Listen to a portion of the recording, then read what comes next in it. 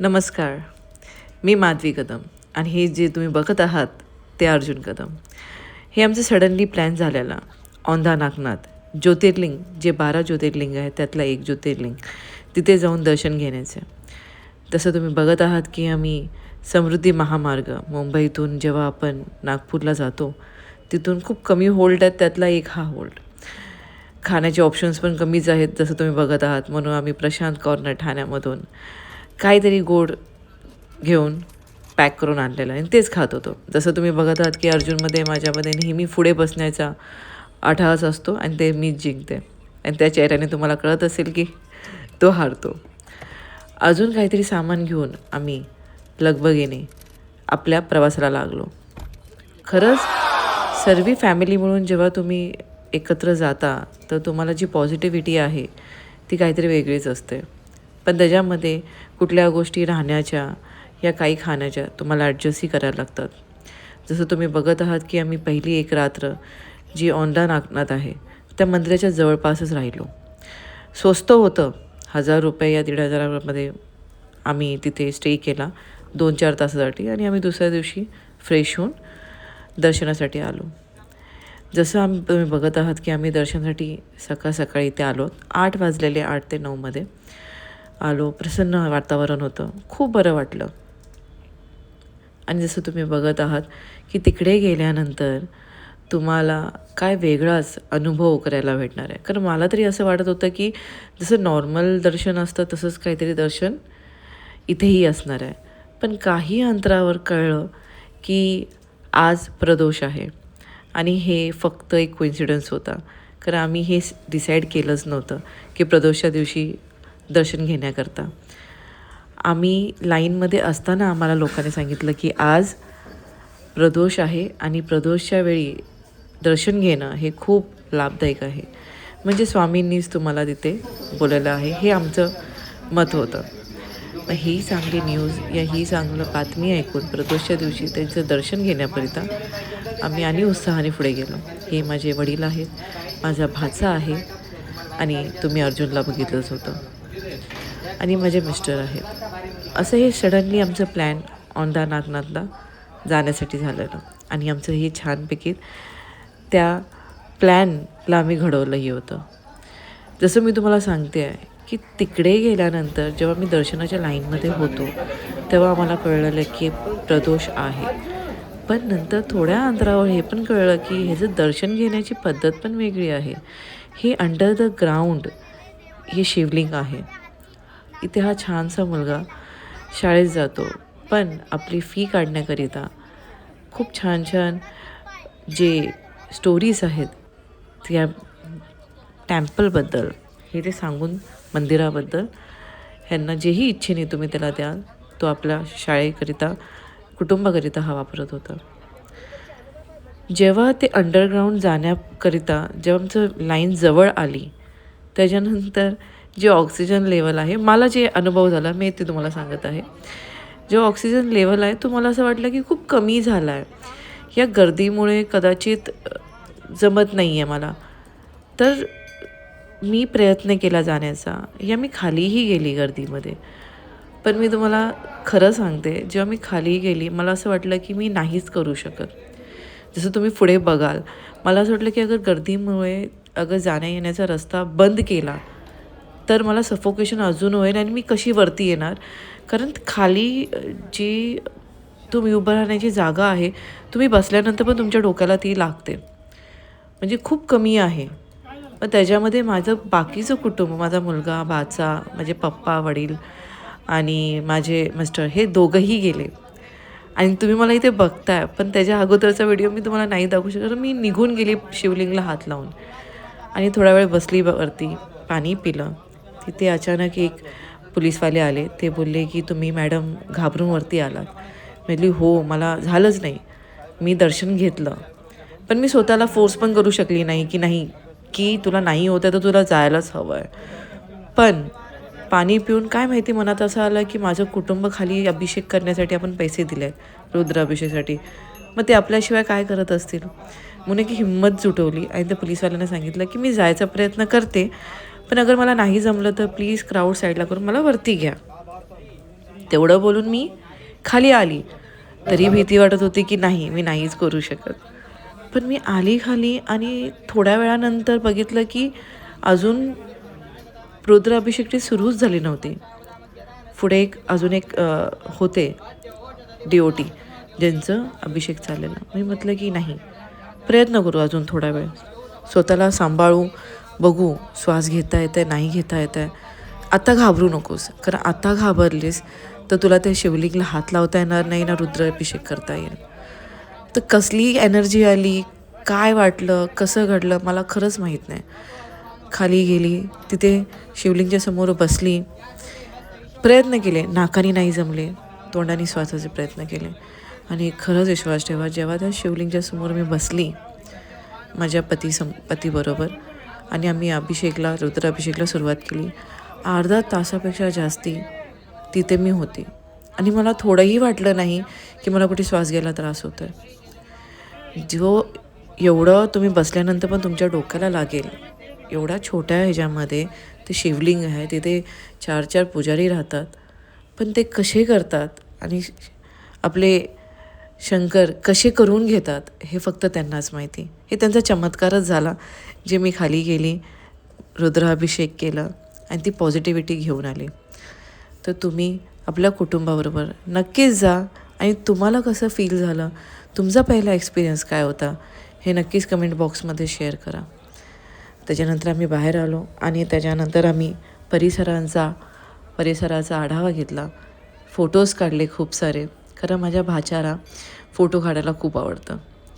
तर आम्ही दर्शन घेतले, फोटोज काढून त्याच्यानंतर आम्ही विचार केला की आता करायचं काय. कारण प्लॅन तर बनवलेला आहे, पण ह्याच्यामध्ये माझ्या मुलाला, अर्जुनला आणि माझ्या भाच्याला, त्यांना स्विमिंग करायचं होतं. एक दिवस त्यांचा हेच एक क्रायटेरिया होता की आत्तू आणि मम्मा मला स्विमिंग करायचं एक दिवस. तर आम्ही म्हटलं ठीक आहे. मग त्या गोष्टीचं ब्राईब देऊन, लालच देऊन आम्ही अजून एक दिवस त्यांच्याकडून घेतला.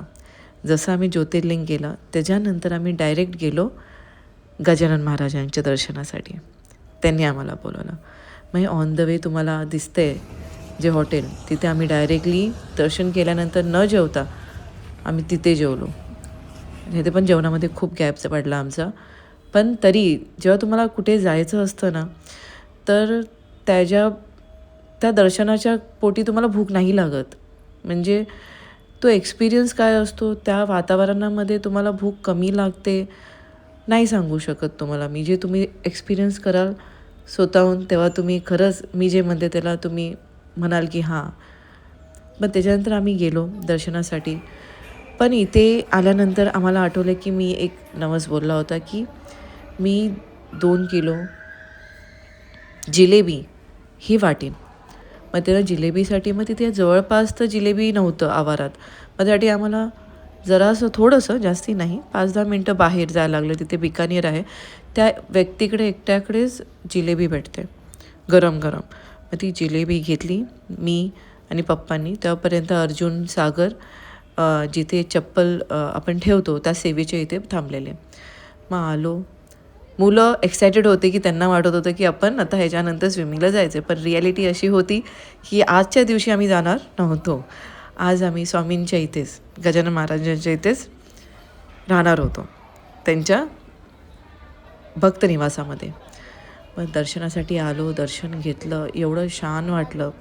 माझ्या पप्पांचं तरी हे पहिलं एक्सपिरियन्स होतं गजानन महाराजांचं दर्शन घेण्याचं.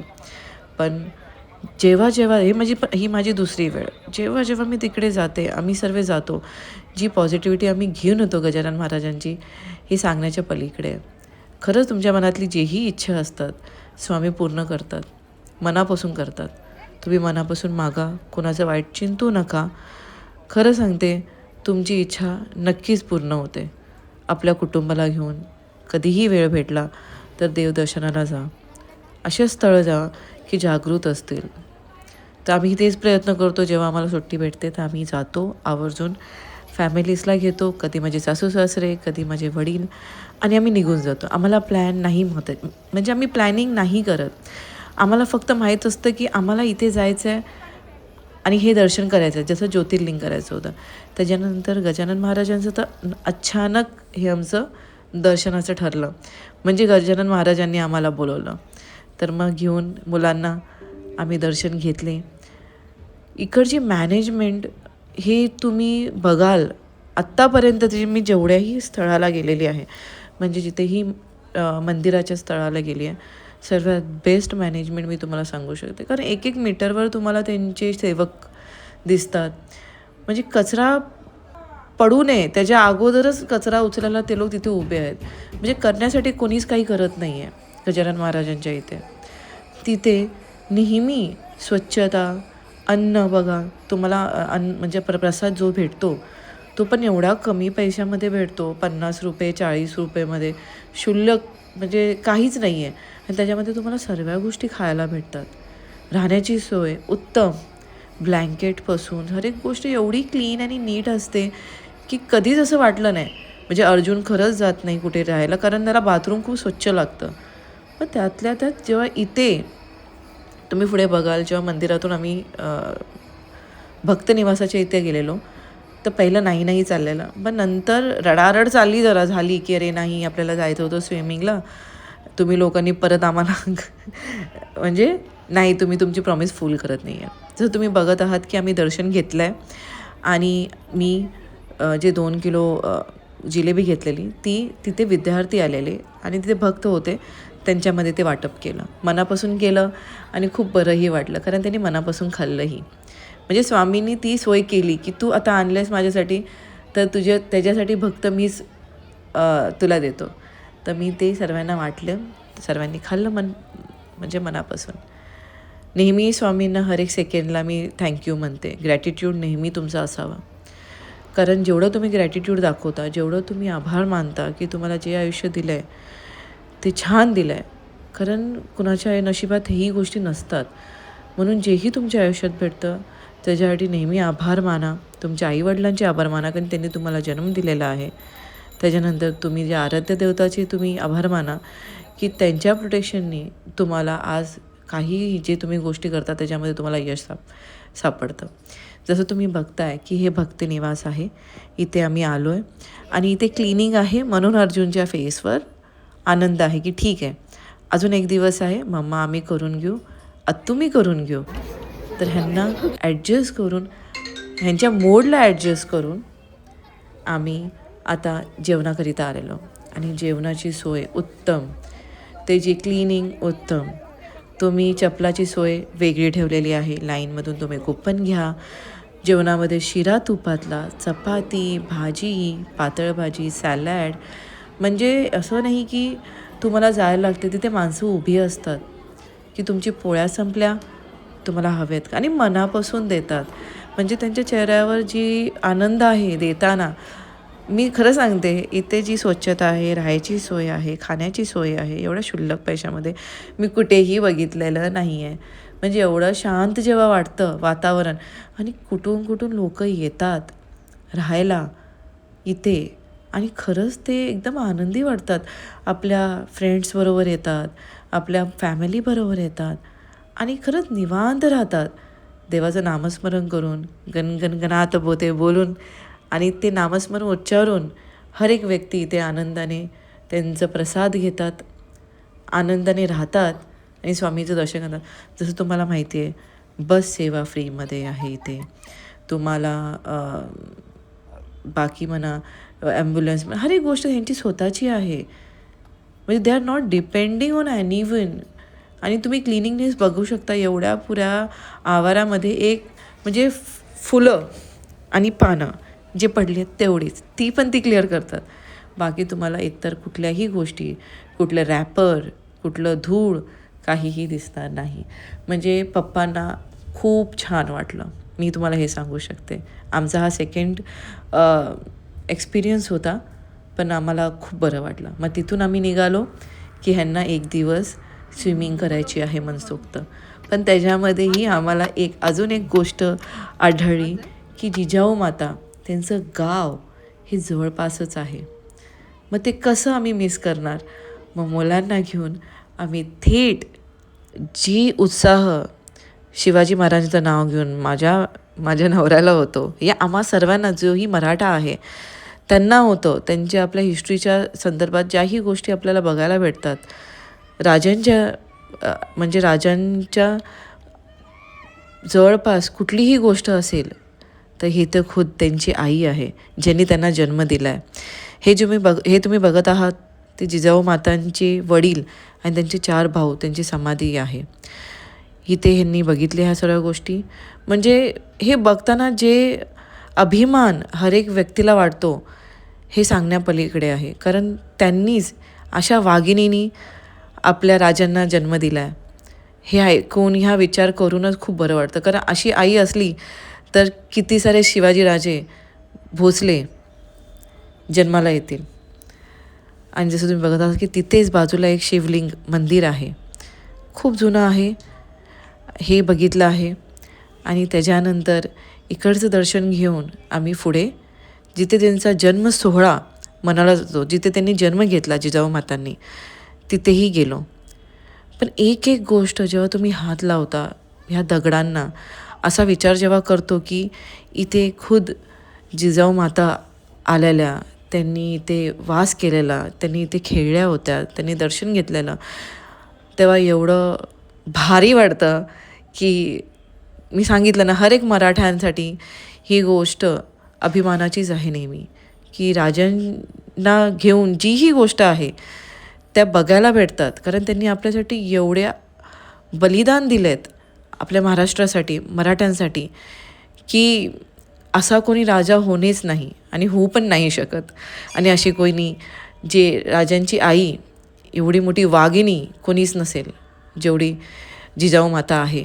म्हणजे त्यांच्या नकाची पण सर अगर कुठल्याही आईला या जगामधली आली तर त्यांनी म्हणजे खूप काय करू शकतात ते, मला असं वाटतं. तर त्यांच्या विचार करून एक गोष्ट जेव्हा मी ती गोष्टी बघत होतो, एक्सपिरियन्स करत होतो, म्हणजे ह्या वयातच, जसं माझा मुलगा 9 वर्षाचा आहे, त्याला ह्या गोष्टी मी स्वतः एवढ्या म्हणजे या एजमध्ये ह्या गोष्टी बघते, तर मला नेहमीच असं बरं वाटतं की अर्जुन एवढ्या कमी वयात ह्या गोष्टींना एक्सपिरियन्स करतोय, बघतोय. खूप बरं वाटतं की आपण आपल्या मुलाला हे आपल्या हिस्ट्रीबद्दल, राजांबद्दल काही दाखवू शकतो. जसं तुम्हाला सांगितलं, इथे जिजाऊ मातांचं जन्म झालेला ह्या स्थळी, आणि ह्या स्थळी मग आम्ही तिथे गाडी पार्क केली. तिथे गाडी पार्क करायची जराशी सोय नाही आहे, पण तरीही तुम्ही साईडला कुठेतरी खूप कॉपरेटिव्ह या सहकारी करणारी गाववाले आहेत. म्हणजे समोरून त्यांनी येऊन आम्हाला कुठे पार्किंग करायची ही आम्हाला कळवलं. आणि त्याच्यानंतर आम्ही गाडी इथे पार्क केली आणि आतमध्ये तुम्ही बघितलं असाल की म्हणजे पिकनिक या सहली आलेली मुलांची, लहान मुलांची, मराठी मीडियमची, इंग्लिश मीडियमची, म्हणजे शाळा आपली सहली इथे आणतात, पिकनिक इथे आणतात, की हे दाखवण्याकरिता की जिजाऊ माता ह्यांचं जन्मस्थळ आणि ही जागा त्यांनी कसं तिथे खेळलं असेल, काय काय गोष्टी केल्या असेल, स्ट्रक्चर कसे आहेत, म्हणजे हे बघण्यासारखं आहे. खरंच आपल्याला एकदा तरी आपल्या मुलांना या स्वतःला ह्या सगळ्या गोष्टी स्थळी आणायला हवं. कारण ज्या गोष्टी राजांच्या संबंधात येतात त्या गोष्टी नक्कीच आपल्याला जाऊन आपल्याला ते बघणं आवश्यक आहे, मला असं वाटतं. तर इथे येताना, चालताना, इथे हात लावताना, इथे जे स्ट्रक्चर आहे, यांच्या राहण्याची पद्धत, या ज्या त्या काळी ह्या लोकांनी जे म्हणजे ज्या पद्धतीने यांनी आपलं लॉजिक लावून घरं बनवलेली, हे खरंच अप्रतिम आहे. जसं तुम्ही इथे बघत असाल की हा दरवाजा आहे, इथून खाली गेल्यानंतर तुम्हाला जे खिडक्या दिसतील तिथून उजेड येतोय, हवा येते आहे, पण बाहेरून माणूस खाली बघू शकत नाही. या पद्धतीने त्यांनी आर्किटेक्चर बनवलेलं, हे बघूनच असं काहीतरी वेगळं वाटतं. असं वाटतं की हां, त्यावेळी पण लोक किती हुशार. म्हणजे आता तुम्ही एक नॉर्मल लादी लावायला सांगा, म्हणजे टाईल्स, कधीही ह्यांची लाईन कधी परफेक्ट नसते, पण त्यावेळी दगडांची लाईन, आर्किटेक्चर एवढं परफेक्ट असेल हे विचार करण्याच्या पलीकडे आहे. असं तुम्ही बघत आहात की इथे सोहळा जस्ट झालेला जिजाऊ मातांचा काही दिवसा अगोदर, आणि तो खूप छान पद्धतीने इथे एवढी मोठी रांगोळी त्यांची काढलेली, हे बघून खरंच खूप भारी वाटतं. तुम्हाला इथे नक्कीच यायला हवं. बघा तुम्ही इथे पाळणा बघताय की त्यांनी खूप मनापासून इथे त्यांचं जन्मसोहळा मनवायलाच पाहिजे. कारण अशी व्यक्ती, अशी आई बनली नाही, कारण तिने कधीच आपल्या मुलाबद्दल तिला कसं सेफ त्यांना ठेवू शकतो, त्यांचं प्रोटेक्शन न करता आपलं प्रोटेक्शन बघितलेलं त्या काळी, आपल्या मुलाला रेडी केलेलं की कारण आपली मुलं इथे आता जेवू शकतात, खाऊ शकतात, शिकू शकतात. तुम्ही विचार करा ना की किती बोलणं सोपं आहे आणि ते करणं किती अवघड आहे. त्यांना एवढ्या छोट्या वयामध्ये त्यांना सर्व गोष्टी शिकवणं, त्यांना लोकांना आपलं मानून घेऊन चाललं, म्हणजे राजांच्या प्रती जे ऑनेस्टी त्यांच्या एक एक शिपाईची होती, युनिटी काय म्हणतात हे तुम्हाला शिवाजी महाराज सांगू शकतात. म्हणजे त्यांच्या काळात जी मी युनिटी बघते, या ज्या गोष्टी मी बघते, विश्वास की माणूस स्वतःहून जाऊन आपला जीव देण्यासाठी रेडी व्हायचा. कारण का राजे आपल्यासाठी विचार करत आहेत, आपल्या येणाऱ्या पिढीसाठी विचार करत आहेत. म्हणजे हे घडवणारी फक्त एक व्यक्ती जिजाऊ माता. अगर आई अशी नाही तर बाकीचे विचार खेचून नेणारे मग व्यक्ती तशी नाहीत. तर हे नक्कीच सलाम जिजाऊ मातांना. हर एक मराठाचे जे अभिमानाने छाती फुलून येते राजांचा विषय या जिजाऊ मातांचा विषय घेऊन. जसं तुम्ही बघत आहात की ते घोषणा ही मुलं करत आहेत शिवाजी महाराजांची. खरंच खूप म्हणजे खूप आपण लकी आहोत, या आपण खूप नशीबवान आहोत की आपल्याला राजे भेटले आपल्या नशिबात, ज्यांनी आपला एवढा विचार केला, ज्या आईने आपला विचार केला त्या काळी, आणि इथे आज आपण सुखरूप आहोत. म्हणजे मला नाही जास्ती काही माहिती, पण फक्त मला ही भावना जी तिथे जाऊन भेटली, ही आली, ते मी तुमच्याबरोबर शेअर करत आहे. बोलण्यामध्ये काही म्हणजे मराठी चुकलं असेल या परफेक्ट नसेल, पण देव पण भावनाच बघतो ना आपल्या भक्तांचे, तर ते तुम्ही समजून घ्याल प्रेक्षक म्हणून, हे मला असं वाटतं. पण नक्कीच या आपल्या कुटुंबाबरोबर नक्की कधीतरी एक प्लॅन करा, महिन्यातून या 6 महिन्यातून, जिथे तुम्ही त्यांना घेऊन अशा काहीतरी गोष्टी आपल्या मुलांना तुम्ही दाखवू शकता.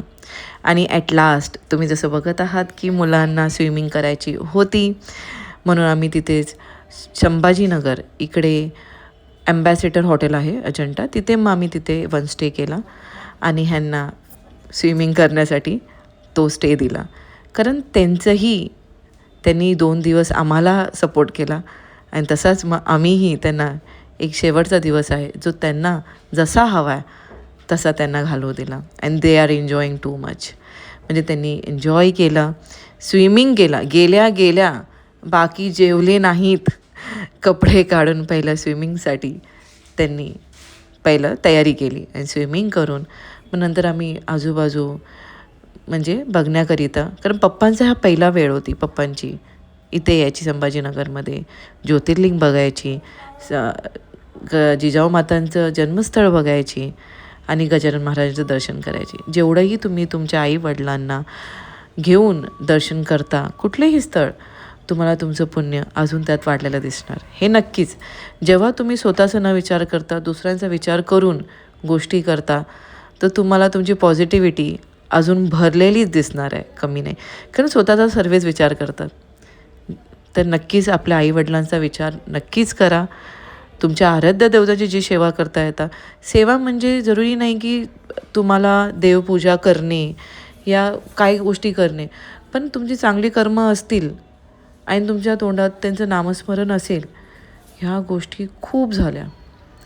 म्हणून नामस्मरण करा, जेवढं जमेल तेवढं करा, आणि चांगलं कर्म करा. कारण ही कर्मच तुमच्या पिढीला त्या गोष्टी देऊ शकतात.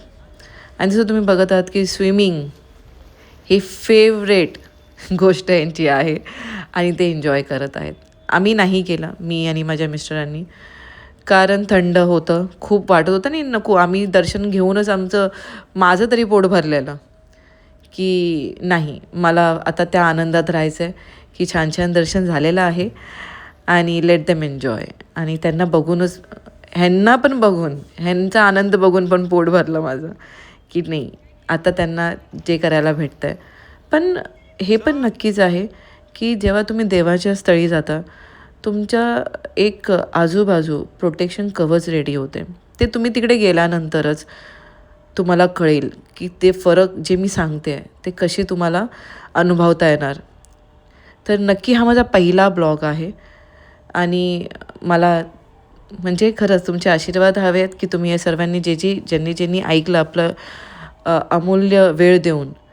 कारण अगर तुमचा म्हणजे तुमचा सपोर्ट असला तर नक्कीच अजून ह्या गोष्टी मी नक्कीच शेअर करीन तुमच्यासोबत की आम्ही जिथेही स्थळी जातो देवाच्या स्थळी, कारण आम्हाला हे जायला आवडतं, तर नक्कीच ह्याच्या पुढेही मी तुमच्याबरोबर हे शेअर करत राहीन. पण काहीही बोलण्यामध्ये चुकलं असेल तर खरंच नक्कीच माफ करा. खरं नक्कीच भावना बघा की जेही मी फील केलं, आम्ही फील केलं ते तुमच्यापर्यंत प्रयत्न केला आहे पोचवण्याचा. आणि नक्कीच हे चरणी की तुम्हा सर्वांना तुम्हाला सेफ्टी, तुमची आरोग्य सर्व नीट राहावं. आणि तसं तुम्ही बघत आहात की आम्ही एक मराठी गाण्यावर रील केला. हा पण फर्स्ट टाईम मी पप्पांना एकत्र घेऊन आम्ही हा करायचा प्रयत्न केला आणि हा यशस्वी पण झाला. We enjoyed.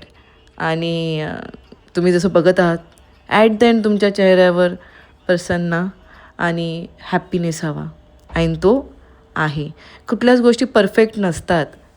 फक्त जी वेळ आहे त्या वेळेमध्ये जगणं आणि एकामेकाला सांभाळून नेणं हेच महत्त्वाचं आहे ना. तर आपलं एकामेकाला सांभाळून घ्या, स्वतःची काळजी घ्या, पण देवाचं नामस्मरण करा.